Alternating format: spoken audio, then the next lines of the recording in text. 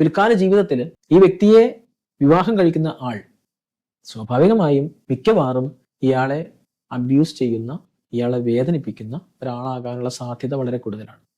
അങ്ങനെ വരുമ്പോൾ തൻ്റെ പങ്കാളി തന്നെ വീണ്ടും വേദനിപ്പിച്ചാലും ശാരീരികമായോ മാനസികമായോ ഉപദ്രവിച്ചാലും അത് ആ ബ്രെയിനിനെ സംബന്ധിച്ച് ഫെമിലിയർ ആണ് എന്നുള്ളത് കൊണ്ട് അത് ഓക്കെയാണ്. കാരണം അയാളുടെ കുട്ടിക്കാല ജീവിതാനുഭവങ്ങൾ അയാളെ സംബന്ധിച്ച് വേദന നൽകുന്ന ഒരു സാഹചര്യം എന്ന് പറയുന്നത് സുപരിചിതമാണ്. അതുകൊണ്ട് അത് അത്ര കണ്ട് പ്രശ്നമല്ല. പക്ഷെ ഈ വേദനകൾക്കിടയിൽ തൻ്റെ പങ്കാളിയോ തൻ്റെ ഏറ്റവും പ്രിയപ്പെട്ട ഒരാളോ തനിക്ക് വല്ലപ്പോഴും നൽകുന്ന ഒരു സ്നേഹത്തോടെയുള്ള നോട്ടം, ചിരി, സാമീപ്യം എന്തുമാകാം, അത് ആശ്വാസമായി മാറും.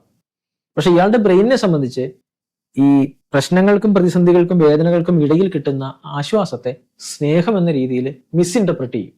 ആശ്വാസത്തെയാണ്, റിലീഫിനെയാണ് ലവ് എന്ന രീതിയിൽ തെറ്റായി വ്യാഖ്യാനിക്കുന്നത്. അപ്പൊ റിലീഫിനെ ലവ് ആയിട്ട് വ്യാഖ്യാനിക്കുന്നിടത്ത് നിന്ന് ഈ ആളെ സംബന്ധിച്ച് ഈ ആശ്വാസം എന്ന് പറയുന്നത് സ്നേഹമായിട്ട് മനസ്സിലാക്കും. ഈ സ്നേഹമാണ് അയാളെ പിന്നെയും ആ ആൾക്കൊപ്പം തളച്ചിടുന്നത്.